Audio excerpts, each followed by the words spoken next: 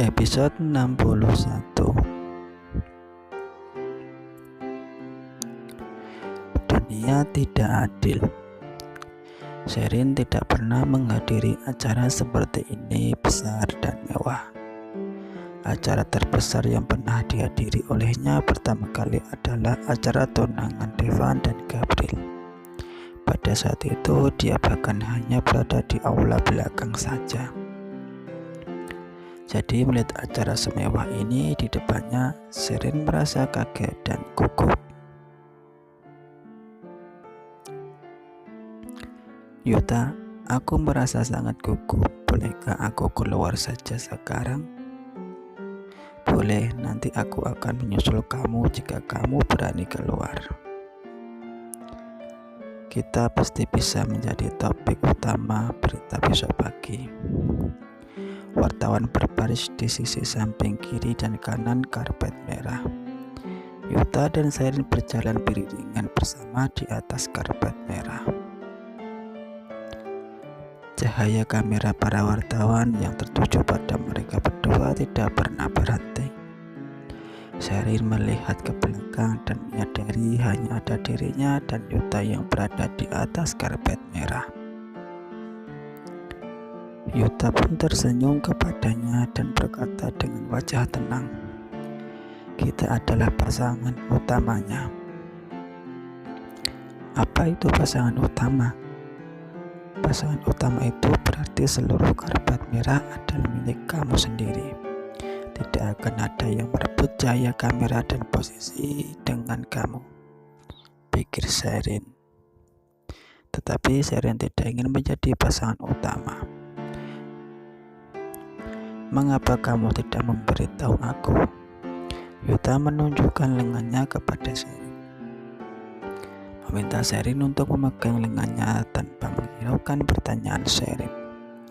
"Selanjutnya saya ingin memperkenalkan seseorang yang misterius. Semua dari saudara kita pasti pernah mendengar perusahaan atas nama Clover, kan? Tetapi saya berpikir tidak akan ada yang mengetahui identitas pemilik perusahaan Clover yang sebenarnya," ucap MC acara sambil menunjuk ke karpet merah dan lanjut berkata, "Sekarang kita akan mempersilahkan tamu utama kita pada malam ini."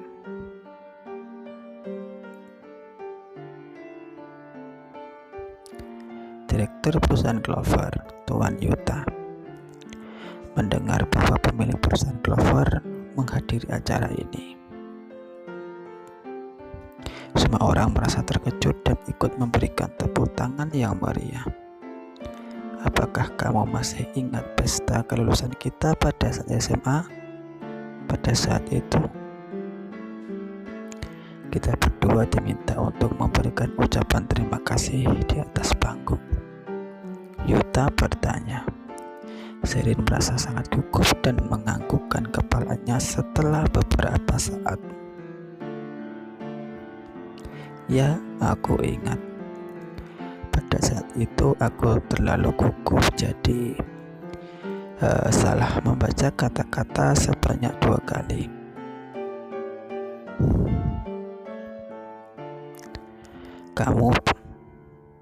Aku tidak bisa menyentuh kamu jika hanya bisa menggunakan kaki," Yuta berkata dengan wajah santai dan membuat Sherin yang meliriknya dengan wajah tidak senang. Cahaya lampu yang berkilau serta suara yang menyambut dari segala sisi menarik Sherin kembali ke realitas. Badan Sherin terasa sangat kaku, tetapi Yuta malah terlihat sangat santai dan nyaman. "Wow, wanita itu sangat cantik. Apa kamu tahu siapa dia? Apakah dia seorang artis?" "Tidak tahu. Aku tidak pernah melihatnya, tetapi benar-benar sangat cantik." "Benar, tatapannya sangat murni. Jangan-jangan dia adalah artis selanjutnya yang akan dipromosikan oleh perusahaan Clover." "Bisa jadi. Yuta bahkan membawanya sampai ke acara seperti ini. Mungkin Yuta bermaksud untuk mengumumkan informasi ini pada acara malam ini.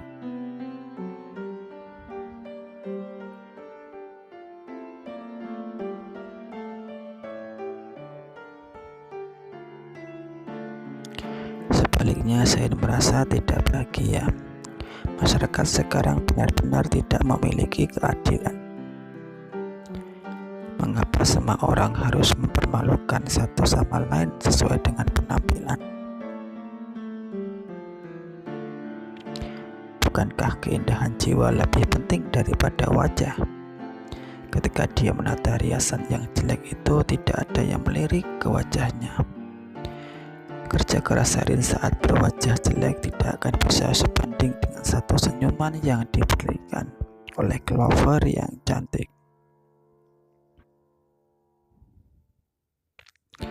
Terpikir diskriminasi dan penghinaan yang Sherin terima tahun-tahun ini, Sherin tidak bisa menahan lagi dan mengeluh di dalam hatinya.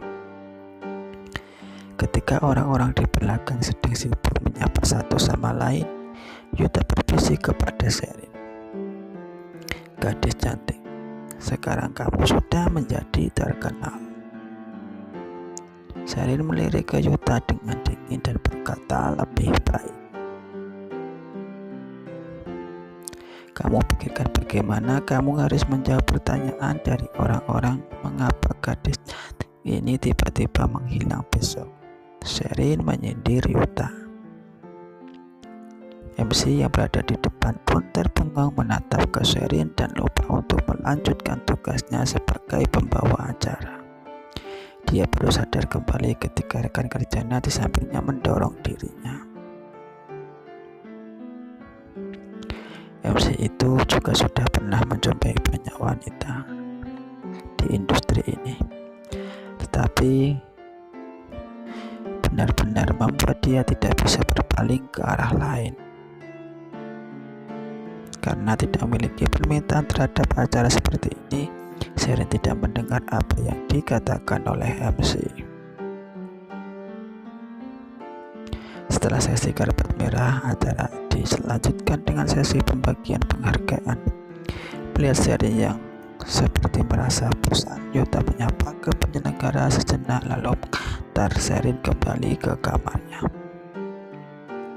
Sherin menghapus riasannya dan menata kembali riasan jeleknya. Dia juga mengganti bajunya kembali dan menghela sebuah nafas yang berat setelah melihat dirinya di cermin. Tidak tahu sejak kapan Sherin sudah terbiasa dengan dirinya yang biasa. Dirinya yang biasa itu tidak memiliki perhatian dan pujian dari orang. Dia tidak tahu sejak kapan dirinya yang biasa itu tidak memiliki perhatian dan pujian dari orang lain, tetapi Yuta memberikan ponselnya yang berisi video. Clover berkata kepada Sherin setelah dia melihat Sherin yang keluar dari kamar, "Ini videonya sudah keluar."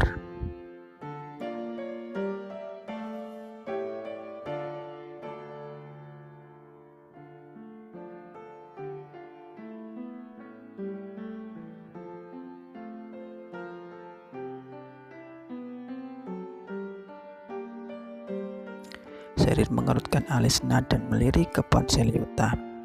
Ya, di dalam video itu dirinya memang benar-benar sangat cantik, tetapi terlihat sangat asing. Sherin mengembalikan ponsel Yuta kepadanya dan berkata, "Direktur Yuta, aku tidak mengenal gadis ini." Setelah itu Sherin tertawa sambil menepuk bahu Yuta. "Aku akan pergi dulu, Direktur Yuta, jangan pernah mengingkari janji." Yuta menariknya, "Mengapa begitu cepat? Temani aku sebentar lagi."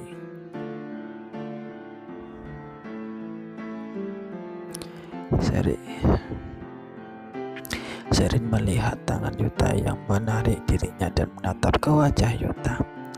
"Apakah perlu aku menemani Direktur Yuta tidur malam ini?" Yuta mengangguk dengan sangat gembira. "Katakanlah harganya." Aku akan membuat kamu merasa puas. Sherin memukul tangan Yuta. Kamu boleh pergi bermimpi, ucapnya kepada Yuta. Kemudian Sherin mengambil kacamata hitam dan maskernya, lalu dia pun keluar dari hotel. Setelah itu Sherin dijemput di tempat parkir dan turun di tempat yang sama dengan tadi. Sherin kemudian membeli beberapa mainan di pinggir jalan dan menyimpannya di dalam tas. Akhirnya Sherin kembali ke hotelnya.